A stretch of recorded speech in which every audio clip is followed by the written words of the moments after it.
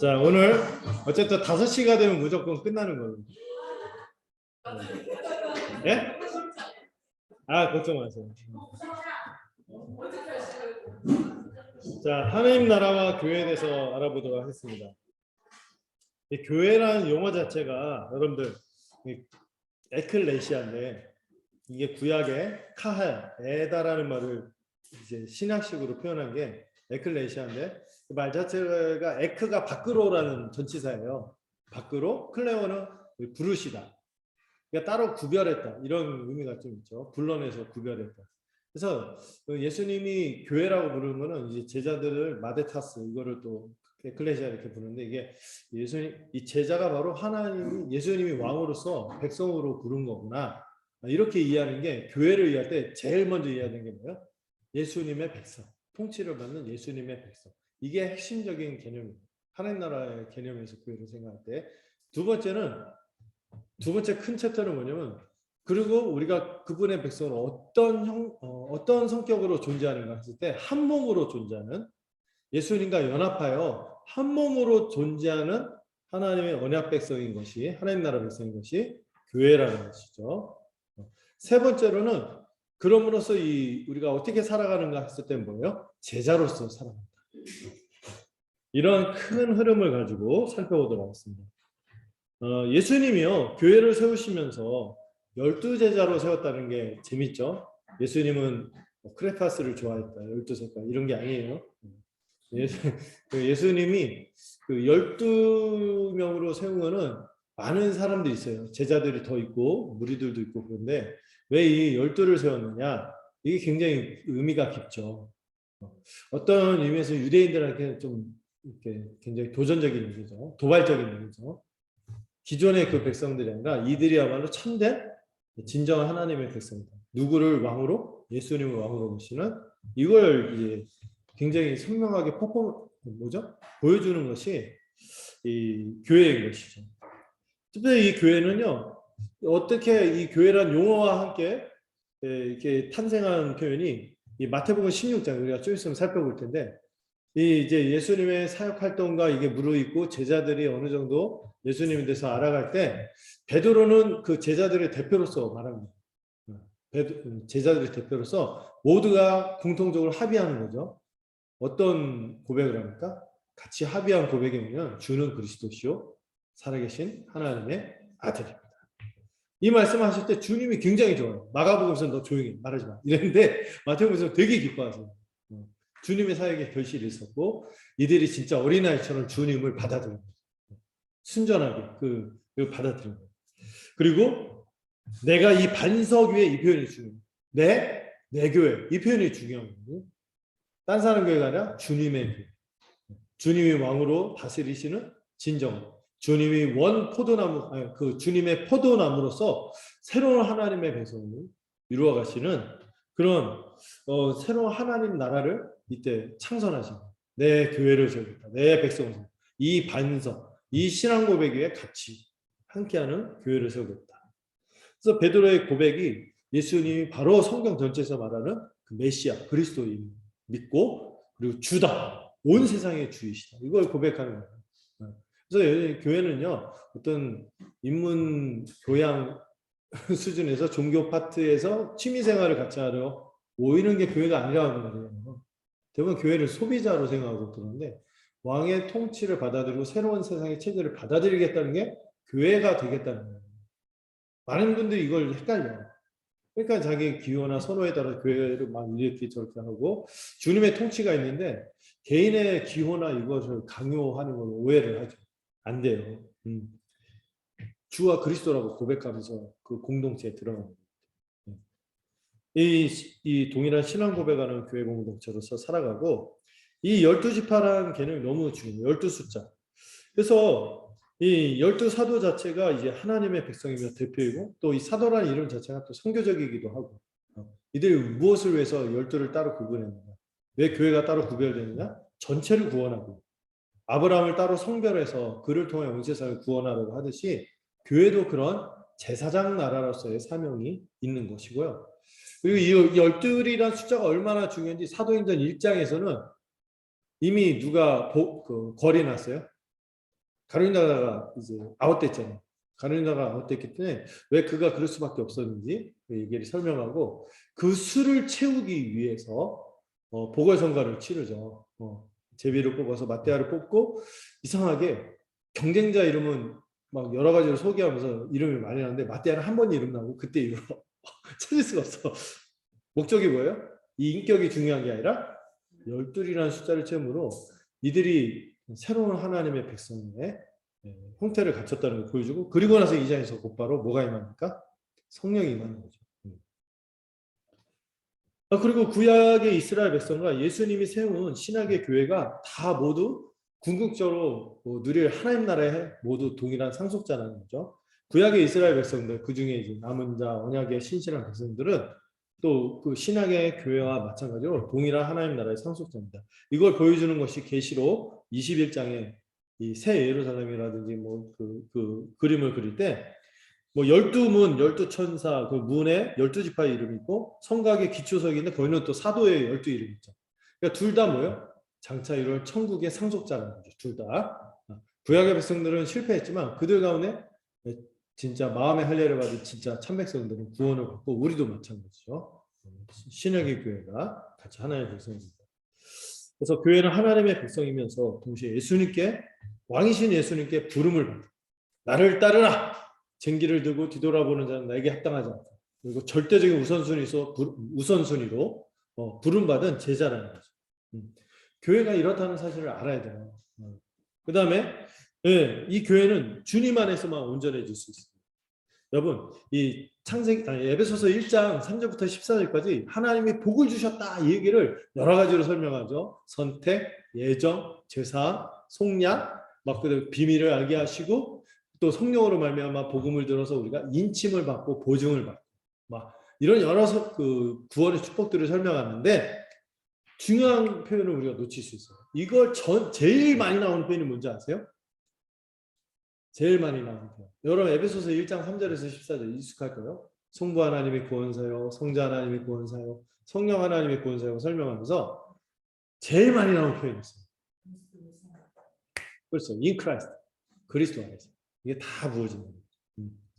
그리스도 안에서 이 삼위 하나님의 협력, 삼위 하나님의 은혜로 탄생한 것이 교회고 그리고 그 그리스도 안에서 뭐를 얻는 거예요? 그리스도와 연합한 자들 죄사함과 의롭다함을 얻어서 거룩하다, 흠이 없다. 그래서 하나님 나라에 들어가는 거예요. 이게 없으면 하나님 나라 못 들어가요. 하나님 나라 거룩한 나라는 의로운 자만 누릴 수 있는 나라인데 어떻게 죄인이 들어가니까. 그래서 뭐 고린도전서 6장 참고해 보세요. 성령 안에서 그리스도의 이름과 성령 안에서 씻음, 거룩함, 의롭다를 받았기 때문에 우리가 그 백성이 된 거죠.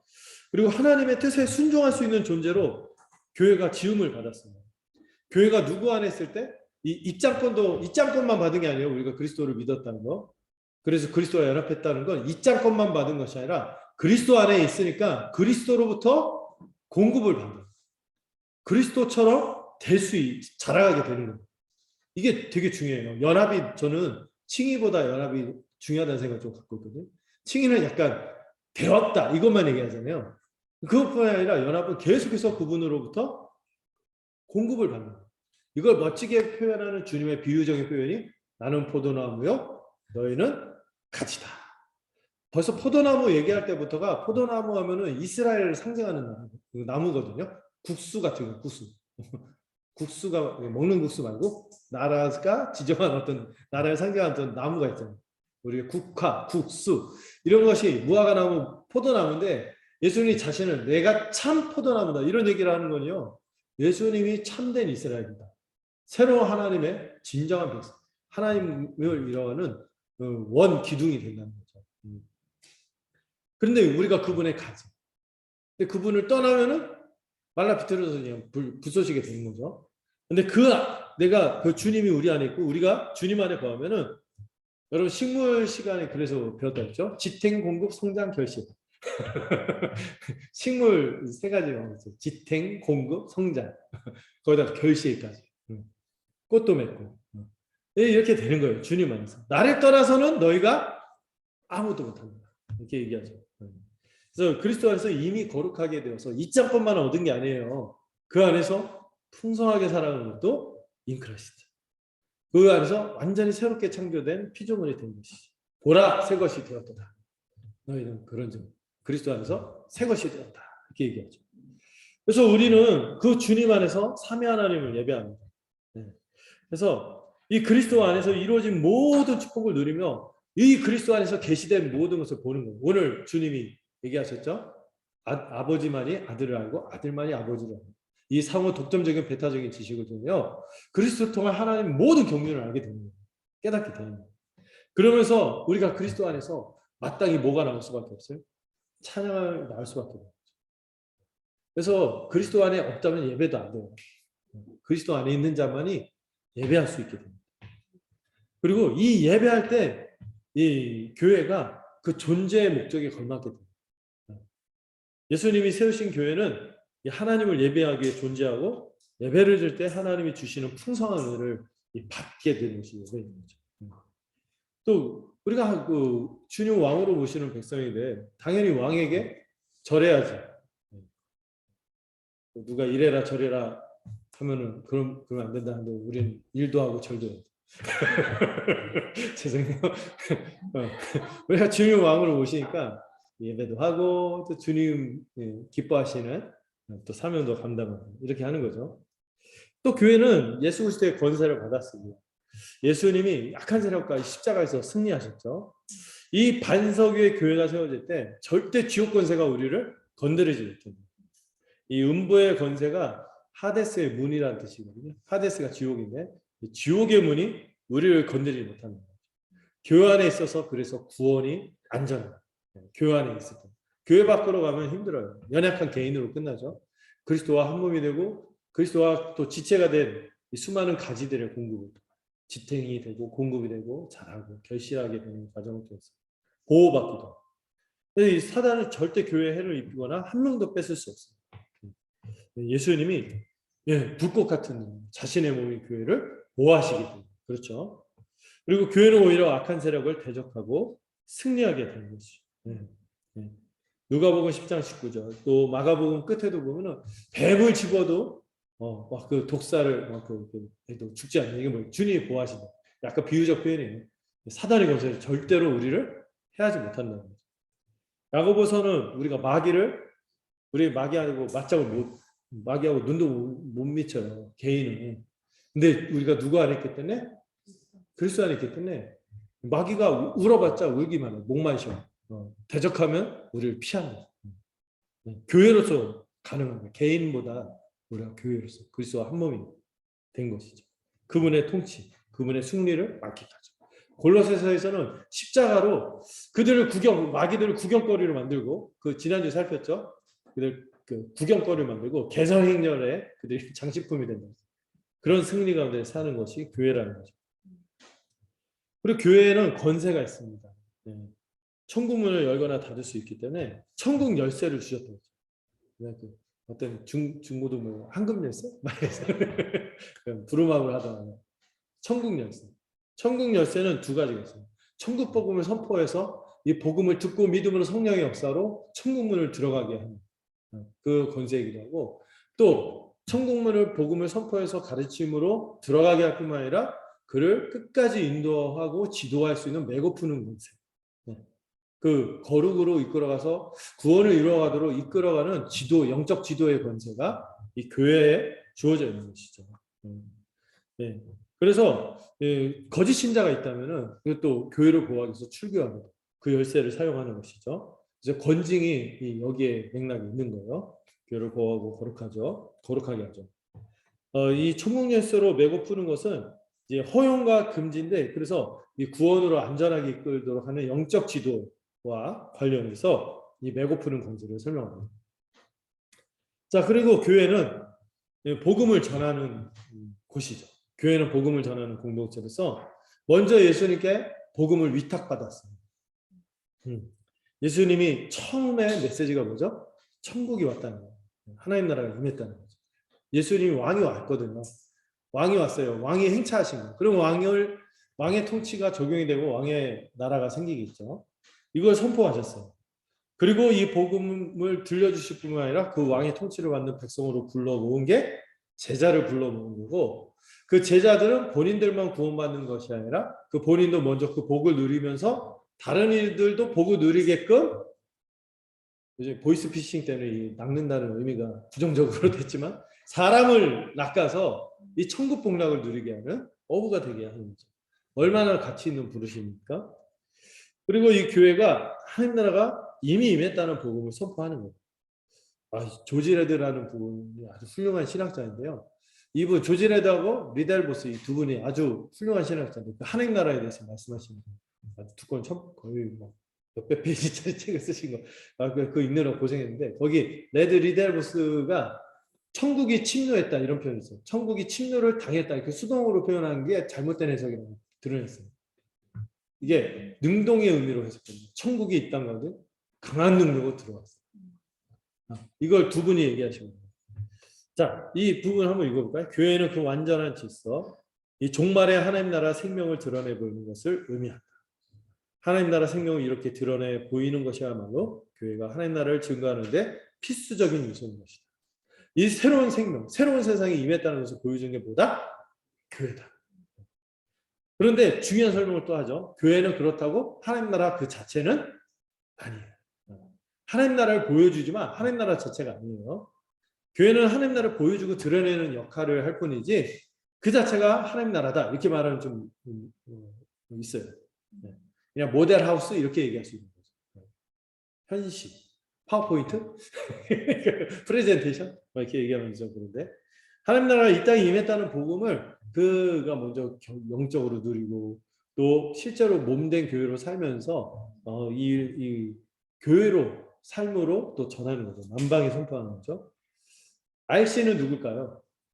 네, 로마 카톨릭은 교회를 곧바로 하나님 나라라고 가르칩니다. 그래서 문제가 생긴 거예요. 그래서 교권을 성역화시켜갖고 아주 그 제왕적인 권력을 행사하고, 그래서 교회가 모든 면에서 성도들의 삶의 전체를 이 직분자, 인간 직분자들이 지배한다고 해요. 인간적인 제도, 직분이 거기까지 관할한다고 생각하는 거죠. 그래서 막 7가지 성사를 만든 것도 탄생에서부터 죽음에 이르기까지 전체 성도의 삶을 전 지배한다는 의미가 있는 거예요. 근데 그게 아니죠. 모두가 하나님 앞에 단독자, 중보자 없이 하나님 앞에 바로 그리스도만 중보자로 서게 되는 것이고, 우리는 다만 그리스도의 통치를 한껏 누리기 위해서 말씀과 통치, 말씀과 성례를 통하여 누리고, 그리고 건징을 통해 직분자들을 두어서 이 교회 안에 질서 있게 주님의 통치를 받도록 이렇게 말씀과 성례를 보호하기 위해서 이렇게 하는 것이죠.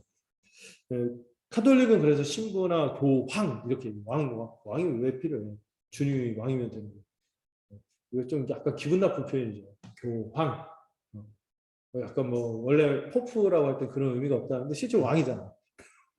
그 자체가 적그리스도예요. 그 자체가 의미가. 이분이 훌륭한 건 인정해. 프란치스코 교황, 제가 그 두 교황이라는 영화를 뭐 보진 않았고 막 다루는 걸 봤어요. 정말 개개인은 정말 인격적으로 매력적인 사람들이지만 뭐가 문제예요? 그 제도 직분 자체가 적그리스도죠. 왕은 우리 주 예수 그리스도가 지금도 살아계신데 왜 그 사람이 하냐는 거죠. 그래서 교회가 하나님 나라다 할 때 오해할 수 있는 맹점을 이해하되, 그러나 부인할 수 없이 교회는 하나님 나라의 헌신, 또 주님의 통치를 생생히 누리는 곳이어야 된다. 이 두 가지를 같이 좀 연다면 좋겠어요. 자, 교회는 하나님 나라 복음을 땅끝까지 전파합니다. 그래서 이 유명한 지상명령의 말씀 있죠. 예수님의 지상명령, 가장 중요한 명령, 우리가 주님 앞에 설 때까지 수행해야 되는 명령이라는 거죠. 뭐예요? 선교. 선교인데 이 선교의 목적이 뭔지 아세요? 복음을 전하는데 세례를 베풀고 분부한 모든 것을 가르쳐 지키게 하는 것이 어디예요? 교회를 세우는 거예요. 교회를 세우는 거예요. 선교의 3중 목적이 뭐냐면은 회심자를 얻는 거예요. 두 번째는 교회를 세우는 거예요. 세 번째는 이 일로 하나님께 영광을 돌리는 거예요. 바로 그걸 명령하신 거죠. 세례는 교회의 출발이거든요. 그리고 분부한 모든 것을 가르쳐 지켜서 주님의 통치를 받고 누리도록 교회를 세우라는 명령이신 것입니다. 그래서 이 교회가 세워질 때 사단의 나라가 무너져요. 하나님 나라가 확장이라는 표현 사실 제가 좋아하는 표현은 아니지만 달리 표현할 수가 없어요. 하나님 나라가 점점 드러나요. 점점 확산돼요. 이제 확장이라고 표현할 때 왜 싫어하냐면은 우리가 막 계속 하나님 나라를 만들어내는 것처럼 얘기할까. 그런데 우리가 교회로 살면 되는 거예요. 교회로 살면은 하나님 나라가 이렇게 나타나는 거죠. 이 비아제타의 이 침노, 침입이라는 표현처럼 예수님께서 이 12사도를 보내고 70인의 제자를 파송하고 나서 이 복음이 전해지는 것을 보고 주님이 어떻게 해석하십니까? 사탄이 하늘로부터 번개처럼 딱 그 권세가 무력화되고 이 천국의 권세가 이 땅 가운데 막 팍 쳐들고 들어와서 사람들을 막 세간을 막 회복시키는 거예요. 사람들을 막 다시 하나님 나라 백성을 회복하는 거예요. 이걸 아주 멋지게 표현하시죠. 그리고 이게 십자가 복음을 통해서 이루어지는 거죠. 자, 그리고 이 교회는 이 성령의 능력으로 이 천국 복음을 전하게 되는 것입니다. 예, 예. 여러분, 우리의 능력으로 하라고 하면은 부담스러운데, 여러분, 우리는 그냥 단지 이 말을 배워서 진리로 된 것을 그냥 말로 전할 뿐인데, 누가 역사하시냐고? 성령이 역사하시니까 이게 해볼 만한 거예요, 이게. 우리 말의 힘으로 설득력 갈구고 닦고 막 어떤 제 주변에 그 동행자들 웅변학원 다니고 이렇게 어떻게 하면 말 잘하는 거 이런 거 막 하는데 막 그런 거 해도 안 믿어. 근데 어떤 사람은 어눌해. 말도 띄엄띄엄하고 논리도 약간 안 맞아. 이상해. 그런데 막 믿어. 믿고 회심해. 이게 물론 우리가 이 말을 잘 해야 돼요. 체계적으로 잘 알아듣게끔 해야 되는데 그런데 누가 역사하셔? 성령이 역사하셔. 성령이 역사하심으로 이 놀라운 역사가 나타나는 거죠. 이 말씀 자체에 이 성령의 능력이 역사해서 이 복음이 선포되고 정말 여러분 생각해 보세요. 2000년 전에 한 줌도 안 되는 사람들이 있어요. 그런 사람들이 지금 2000년 동안 온 세상 뒤집어 놓은 거예요. 지금까지도 계속해서 성령이 계시고 교회 가운데 역사하시고 지금도. 자, 두 번째, 예수님 한 몸으로서 교회가 연합했다. 하나님 나라 백성으로서 교회가 예수님과 연합했다는 측면을 얘기하는데 먼저 이 교회를 생각할 때 우리가 하나님 나라의 백성이기도 하지만 예수님과 연관해서 왕이신 예수님과 가족이 됐다. 한 가족이 됐다. 서로에게 가족이 됐다는 거죠. 그래서 예수님 모친과 동생들도 예수님 안 믿었죠. 그러니까 마리아 별거 없다니까요. 그런데 예수님이 뭐라고 하죠? 누가 내 어머니면 내 동생들이냐? 안 믿으니까. 그런데 예수님과 함께 그 예수님 말씀을 어린아이처럼 받아들이고 헌신한 이들을 내 모친이요 내 동생들이다. 내 형제요 자매요 어머니다. 이렇게 얘기하시죠. 혈육이 아니라 제자들이 예수님의 가족이 돼. 아버지 뜻대로 행하는 거. 하나님 아버지의 뜻, 하나님 아버지께서 하시는 일은 그 보내신 자를 믿는 거라고 요한복음에서 얘기하거든요. 그분을 믿는 거예요. 그분을 믿고 그분의 뜻대로 행하고 예수님의 가족이 되는 것이죠. 그리고 그분 안에서 우리가 하나님을 아버지라 부르게 되는 것이죠. 하나님의 자녀가 되는 권세가 예수님 믿는 자. 예수님 믿는 것 자체가 우리의 뜻으로 된 게 아니잖아요. 하나님께로부터 난 겁니다. 그래서 우리가 하나님의 자녀가 된 것이죠. 바울은 좀 더 멋있게 선언하죠. 외인도 아니요, 나그네도 아니요, 성도들, 하나님의 천국 백성. 그 백성들과 동일한 시민이고 하나님의 가족이다. 이게 우리를 선언합니다. 우리는 그 관련 없는 사람들인 거 아시죠? 제가 늘 얘기하죠. 우리는 마늘과 쑥개예요. 유대인 아시하고 전혀 상관없어요. 성씨 중에 아시도 없잖아요. 그런데 하나님의 가족이 된 거예요. 누구? 그리스도 안에서. 그리스도를 믿음으로. 그래서 우리가 교회로 살 때 가족으로 대하는 게 정말 중요한 원리입니다. 정말 서로를 가족으로 대해야 돼요.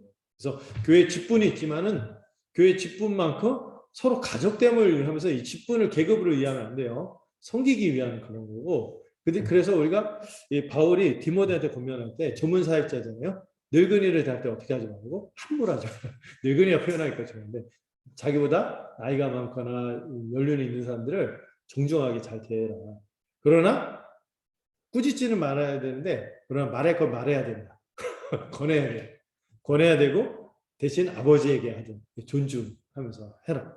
젊은 사람은 자기보다 나이가 어린 사람들이죠. 그들을 할 때도 막 이렇게 직장 상사처럼 갑질하고 그러지 말고 형제처럼. 늙은 여자 기분 나쁜 늙은 자기보다 연상인 여성들에 대해서도 어머니처럼 젊은 여자에게. 근데 항상 그 교회 안에서 살짝 조심해야 되는 게 나이 든 남성들 그리고 나이 젊은 여성들 그래서 좀 더 구현하는 게 낫죠.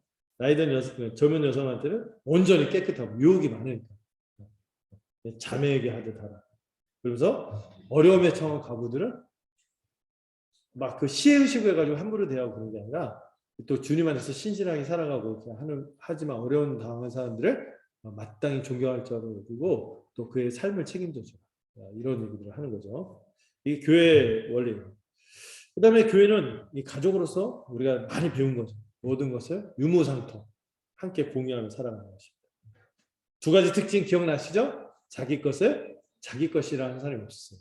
이거는 이제 아담안에 있었던 존재가 아니란 거예요. 새로운 존재가 됐다. 한 몸이 됐다는 거예요. 진짜 새 존재가 됐다는 거예요. 그래서 나타난 현상이 뭐예요? 천국에 없어야 될 것 두 가지가 가난과 죽음이잖아요. 가난이 없어져. 서로 한 몸. 예, 지체의 필요, 공산주의가 아니라 했어요. 일괄분배가 아니라 필요에 따라서 사랑으로 자발적으로 하는 거죠. 안 하면 총살이니까 하는 게 아니라 그 사랑으로만 하는 거죠. 그리고 이 구약에서 원래 이게 약속한 건데 안 됐던 거, 안 되던 건데 누구 때문에? 예수님 먼저 우리를 위해서 자기 목숨까지 내어주셨는데 우리가 무슨 염치가 있어서 안 내줘요. 근데 그렇게 내줄 수 뭐 도덕적으로 막 우리 동기부여한다 되나요? 우리 안에 새 마음이 부어져야 되죠. 십자가로 말미암아 우리 안에 성령이 부어져서 서로를 그렇게 인식하기 때문에 이렇게 되는 것이죠. 그리고 심지어 이게 가족 이기주의, 어떤 패거리주의 이거 이렇게 갖추지 않아요. 같이 몸된 교회라면은 다른 교회, 얼굴을 안 본 교회라 할지라도 다른 교회를 섬기는 그 초대교회 모습들이 있었죠. 세상에 마게도냐의 사람들 너무 극심한 가난한 사람들인데도 예루살렘 같은 믿음에 있는 형제들이 어려움에 처했다는 소식을 들으니까 한 번도 본 적이 없어요. 초신자들. 근데 복음에 의해서 이걸 정말 굳게 받아를 믿어서 그 사람들을 위해서 가난한 가운데도 힘에 지나게 자원하여 그들을 도우라고 깜짝 놀라만큼 거액의 연보를 해서 바울이 너무 감격해갖고 그 예루살렘 교회를 가지 않습니까? 한 몸된 이게 교회라는 거죠. 그래서 우리도 막 선교 헌금 막 이걸 같은 믿음 계열이 있으니까 하는 거죠. 또 우리는 예수님과 한 몸이에요. 그리스도 안에서 하나가 됐다는 거죠. 요한복음 17장은 그리스도의 대제사장적 기도라고 알려져 있는 되게 유명한 기도입니다. 이 기도에서 하나님이 예수님 안에 있고 예수님이 하나님 안에 있는 것처럼 그들도 그 삼위일체적 교제 안에 들어와서 같이 하나됨을 누리며 그렇게 할 때 하나됨을 누릴 때 세상이 예수님이 이 땅에 왕으로 오셔서 회복하는 게 맞구나 보낸 것을 알게 된다. 그리고 그 영광을 우리가 간직하에 써서 우리가 그 삼위일체 하나에 하나 된 것처럼 우리도 이 삼위일체적 연합, 원래 인간이 한 몸됨의 연합을 누렸죠. 이거를 회복함으로써 이 세상 가운데 하나님 나라가 임했으니 하나님의 영광이 나타나고 하나님의 아들이 그것을 역사를 이루고 있다는 것을 알게 해달라고 기도합니다. 그래서 그리스도 안에서 본질적이고 영적으로 연합한 것이 교회인 것입니다. 그래서 예수님을 믿는다 하면은 서로 한 몸으로 인식하는 거예요. 또 눈에 보이지 않는 보편적이고 우주적인 교회의 일원으로서 우리가 생각하면서 여러분 막 누룩하면서 이런 게 막 더 쉽게 누릴 수 있었는데 좀 그런 차원이 좀 제한이 됐지만 뭐 말씀운동연합이라든지 우리가 우리 앞으로도 도울 수 있으면 돕고 우리도 또 언젠가 도움 받겠죠. 또 그들로 하여금 또 영적인 유익을 받을 수도 있을 거예요. 이렇게 또 살아가는 것입니다. 교회는 또한 예수님의 몸입니다. 예, 몸. 제가 그 교회론 때 강조했던 게 있는데 예수님이 우리의 머리다 하면 뭘 강조한다고요? 두 가지 키워드를 했죠. 통치, 모든 것을 우리에게 공급하시는 원천. 주님이 우리의 머리가 되신다. 우리를 다스리는데요. 우리를 다스리시고 우리 모든 걸 공급하실 거예요. 말씀으로, 성령의 은혜로, 성도의 교제로 많은 것들을 우리에게 공급하실 거예요. 그분이 머리가 되니까 가능한 일이죠. 그래서 가장 복된 통치가 말씀으로 나타납니다. 말씀을 포기할 수 없어요. 초대교회도 말씀을 소홀히 할까봐 구제 때문에 이 말씀에 집중하기 위해서 했었던 것처럼 이걸로 온전한 걸 누리죠. 이 말씀이야말로 정말 능력이 있는 거예요. 생명을 살리고 치유하고 회복하는 능력이 말씀에 있기 때문이죠. 네. 그때 밥만 먹인다고 육신의 생명은 연명한다 할지라도 이 영원한 생명은 이 말씀이 아니고서는 나타날 수 없는 거죠. 몸이라고 할 때는 연합되어야지만 생명이 유지된다. 그리고 그 몸으로서 그 공급하심의 결과로서 충만함을 줍니다. 이렇게 키워드, 연합 충만 이렇게 기억하라고 키워드를 만들었는데 사실 더 풍성한 의미가 있는데 압축해서 기억하도록 제가 얘기한 거예요. 자, 그리고 예수님은 이 교회 말씀 통치를 추상적으로 끝나는 걸 원치 않으세요. 우리는 또 인격들이고 여러 가지 이 죄된 본성들이 있고 자기 주장도 아직까지 너무 강하고 이렇기 때문에 질서 있고 조화롭게 살아가도록 직분자를 허락하십니다. 그래서 치리, 나쁜 의미가 아니죠. 말씀의 통치를 구체적인 인격을 통하여 구체적인 헌신을 통하여 질서 있고 조화롭게 되도록 이렇게 하는 거죠. 그러나 이 직분 통치도 말씀 통치 하위의 개념으로 작동돼야 되는 거예요. 카톨릭은 그게 바뀌는 거죠. 말씀 통치 외에 직분 통치가 있어. 교황의 해석권이 있어. 교황이 성경을 이렇게 해석해야 된다고 사람들 강요하면은 진짜 객관적인 진리가 있어도 교황의 해석권에 따라서 따라가야 됩니다. 왜 이제 직분 통치가 말씀 통치를 이제 넘어서는 거죠. 그런 있을 수 없는 거예요. 그래서 교회 전통이 또 중요한 면이 있는데 무엇이 정말 그리스도의 영광을 드러내는가 이 고민하면서 이렇게 쌓아온 유산을 우리가 또 많이 생각해야 돼요. 자, 예수님의 다스림에 순종할 때 복을 누리죠. 몸으로써. 자, 그리고 예수님이 보낸 성령을 받아 우리는 성전이 됩니다. 성령님이 진리의 영으로서 이 예수님이 우리 안에 계시게 하는 것이 성령입니다. 그래서 성령님 별명 기억하시죠? 수주보하시는 제3위 인격 하나님인데 왜 수주보하세요? 성령님은 단독적인 인격을 잘 안 드러내요. 어떻게 성령 운동하면서 막 이상하게 막 하는데 성령님은 우리에게 누구를 나타내십니까? 그리스도의 임재와 능력을 나타내는 분이시죠. 네. 하나님 아버지께 예수님께서 성령님을 보내서 예수님이 보내신 거예요. 그리고 예수님 모든 가르침을 깨닫게 하시는 것이 성령님이시죠. 성경 구절을 일일이 주의하면서 얘기하면 좋은데 그냥 이 내용만 좀 설명을 할게요. 그리고 이 성령의 인침의 뜻 기억나시죠? 좀 있어 보이게 영어로 해볼까요? 언어십. 그 다음에 아이덴티피케이션. 왜냐면 소유권, 정체성. 이 성령으로 말하면 우리가 누구의 소속인지 알게 되는 거예요. 누구에게 소속됐는지가 드러나게 되는 거예요. 오너십. 그 다음에 정체성. 내가 스스로 내가 누군지를 성령의 내적으로 증거함으로 알게 하는 것이 성령의 인침의 사역이고 보증은 선불금이라 했죠. 이미 우리에게 지불이 되어져서 의와 희락과 평강과 이 교회로 함께 이 교회로서 성령이 역사하시거든요. 그래서 이 충만함을 누리도록 실존적으로 누리도록 하는 이 성령의 보증의 은혜가 있는 거죠. 그래서 우리가 성령을 근심하게 하면 안 돼요. 성령을 근심하게 하지 말라는 것은 교회로 사는 것을 벗어나는 거죠. 이렇게 할 때 우리 구원의 날까지 인침받고 그런 정체성을 갖고 살려면은 교회 안에서가 아니면 어떻게 가능하겠어요. 그러니까 교회 지체들 근심시키지 말고 이 말하고 연결해서 성령의 교통하시는 우리가 함께 하는 거예요. 성령을 근심하게 하지 말라는 것이 성령을 단독적으로 생각하지 마세요. 교회를 다스리시고 교회를 하나 되게 하는 성령이죠. 그러니까 다른 지체들 근심하게 하고 걱정 끼치고 이렇게 하면 근심하게. 기껏 구원받아갖고 영광스러운 하나님의 백성을 사는데 다른 사람도 걱정시키는 존재로 살아. 그럼 이게 속상한 거죠. 근심하게. 그러면 안 되는 거죠. 자, 교회는 하나님이 거하시는 거룩한 성전입니다. 그리스도 안에서 성전이 됐어요. 이제 건물 가지고 성전하면 안 돼요. 우리가 성전. 그 다음에 그분을 중심으로 해서 연합하고 성장하는 특징이 있습니다. 연합, 성장. 예, 이 하나됨을 유지할 때만 하나님이 거하실 만한 처소가 된다는 게 많이 시시점을 생각하게 하죠. 그래서 교회가 정말 볼성사나워지고 영광을 잃어버릴 때가 언제냐면은 그 연합되지 않을 때, 분열 막 일어나고 볼품 없어지는 밟히는 거예요, 진짜. 그 다음에 거룩한 모습이 안 나타나고 성장하지 않는 그 교회가 커지면 뭐예요? 거룩하지 않은 소용이 없어요. 거룩해요. 성장이 돼요. 자, 5시가 됐습니다. 끝내겠습니다. 예? 이 남은 것들은 읽어보시면 되는데 아쉬우니까 인저리 타임 우리 그 약간 5분만? 5분만 좀 큰 제목만 살펴볼까요? 네.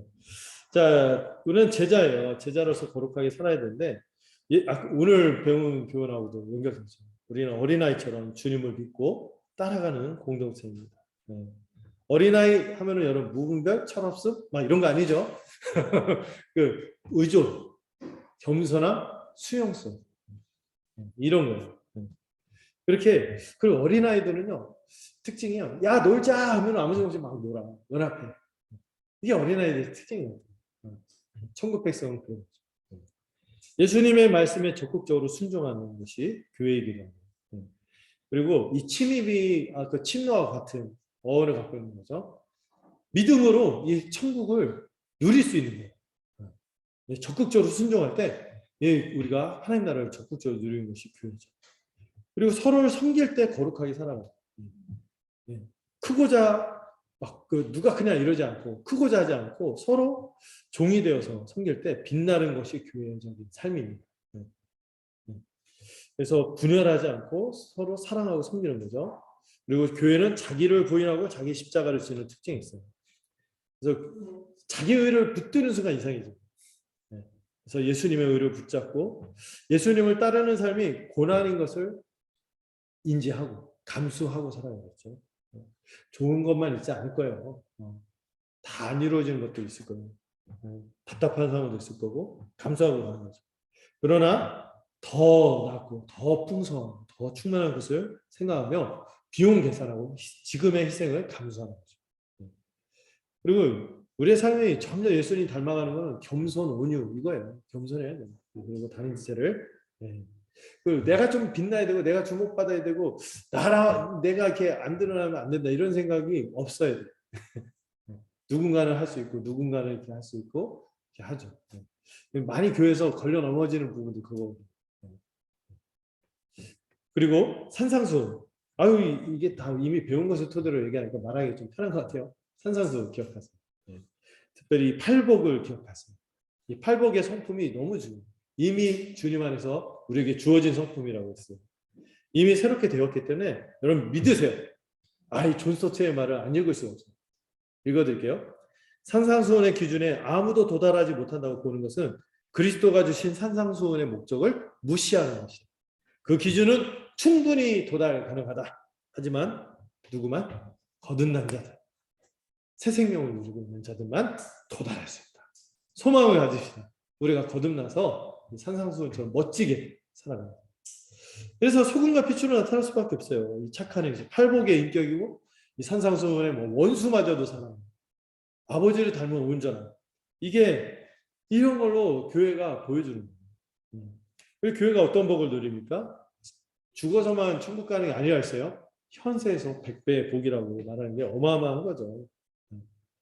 그래서 박해도 우리가 같이 받겠지만 우리가 교회로 살아갈 때 한 몸으로 살아가는 걸 우리가 이미 배웠잖아요. 그래서 우리가 이미 임한 하나님 나라를 교회에서 누려야 돼요. 오병이어의 기적이 되게 의미심장한데 자기의 것들은 다 연약해요. 오병이어밖에 안 돼요. 그런데 그것으로 예수님이 먹을 것을 주라 이렇게 말하거든요. 우리한테 교회한테 말하는 너희가 먹을 것을 주라. 우리가 그렇게 줌으로써 서로 그 수많은 사람들이 같이 먹고 살아가는 풍성함을 누리는 것이 교회고 내세에서 반드시 영원한 복을 받을 것이 교회라고 말씀하십니다. 같은 본문이죠. 마가복음 10장 1절. 그리고 제자의 두드러진 특징, 세상을 이기며 살아간다. 일단 이 세상의 염려에 찌들지 않아요. 주님께 모든 짐과 염려를 맡기기 때문에. 그 다음에 세상을 이기면서 살아가는 교회죠. 이미 주님이 아까 이 사단으로부터 세상으로부터 승리하시기 때문에 우리가 그분 안에서 승리할 것을 소망하며 살아가는 것이 교회이며, 마지막이 중요하죠. 제가 늘 얘기하죠. 교회는 세상과 대조되며 세상의 악한 흐름과 대항하며 대안이 되는 공동체가 교회인 거죠. 이 대안이 되는 모습이 뭐냐면요. 세상은 용서와 갈등을 극복 못해요. 미움을 극복 못해요. 섭섭이 나이 들면서 이상해지고 막 후배들 치고 올라가고 막 이렇게 틀어맞고 막 이렇게 하고, 또 후배들 막 치고 올라가려고 막 그러고 막 원한 품고 막 대가 풀려고. 이게 세상의 모습이죠. 근데 우리는 만달란트 탕감 받은 자, 이 빚진 자 의식이 있는 거죠. 그리고 중요한 거, 역전의 원리. 어떤 원리? 오히려 큰 자가 어린 자를 섬기는. 이 역전의 원리로 살아가는 게 교회죠. 그리고 자신도 항상 점검. 먼저 된 자가 나중될 수 있고, 나중된 자가 먼저 될 수 있다는 사실을 기억하면서 살아가는 것이 교회죠. 우리는 외식, 위선 이런 거 없어요. 네. 오늘도 무사히하고 막 그러지 말고, 교회에서는 막 나를 막 보여줄 수 있는 거죠. 연약함 이런 거 다 받아줄 걸 알고, 내게 어깨를 빌려주고 내 등을 맞댈 수 있는 사람이 교회인 것을 믿고 살아가는 것이기 때문에, 교회는 가식, 피상적인 경우 이런 거 없는 거죠. 그래서 교회는 대안을 제시하는 거죠. 어떻게 저렇게까지 서로 위하면서 살 수 있는가? 이런 고백을 우리 주변 사람들한테 보일 수 있어야 돼요. 십자가 사랑의 원리. 이게 하나님 나라 백성으로서 교회가 사는 모습인 것입니다. 익히 잘 알고 있는 내용이나 우리가 이것을 전체적으로 우리가 하나님 나라의 교회다 하면 뭐라고요? 하나님 나라의 백성이다. 두 번째, 우리가 교회다 하는 건 뭘 기억하는 거예요? 주님과 한 몸으로 연합한 공동체, 그런 존재다. 세 번째, 우리는 제자다. 제자로서 배우고 그 주님의 길대로 따라가서 살아가는 자들이 우리다. 이 사실을 크게 기억하고 교회로서 힘있게 살아가는 우리가 되었으면 좋겠습니다. 기도하겠습니다. 하나님 아버지 감사합니다. 오늘 하나님 나라 백성으로서 또 이 교회로서 우리가 이 십자가의 은혜를 어떻게 받아들이고 십자가 어떻게 연관지어서 우리가 복음을 이해할지 생각해 봤습니다. 십자가의 대속의 은혜만 있는 것이 아니라 십자가가 우리의 모든 원수를 괴멸시키는 승리의 표지이기도 하고, 또 십자가의 원리로 우리가 이 세상에서 살아가는 자, 우리 왕이신 주님이 십자가의 길을 걷기에 십자가의 삶을 받아들여야 하는 것이 우리 천국 백성인 것을 배웠고, 특별히 이 교회가 하나님 나라의 언약 백성으로서 또 하나님 나라의 백성으로서 어떻게 살아야 하는지, 또 주님과 한 몸으로서 어떻게 충만을 누리는 존재인지, 또 우리가 제자로서 이 세상에서 어떤 방향으로 살아가야 하는지를 다시 한번 정리하는 시간을 가졌습니다. 이 진리를 다시 한번 마음속에 깊게 새기고 더 힘있게 살아가고, 혹시 우리가 헤매고 떠났던 부분, 또 약해졌던 부분들이 있다면 다시 우리를 깊이 점검하고 우리가 달려갈 바를 선명히 볼 수 있는, 또 주님이 우리에게 표대로 보여주시는 바를 더 분명하게 볼 수 있는 시간이 되도록 인도하여 주시옵소서.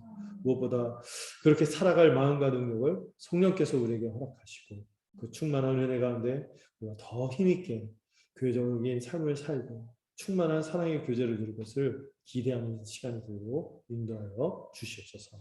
예수님의 이름으로 기도드렸습니다. 수고하셨습니다. 네, 약속 못 지켜서 죄송하고 네, 인절이 타임.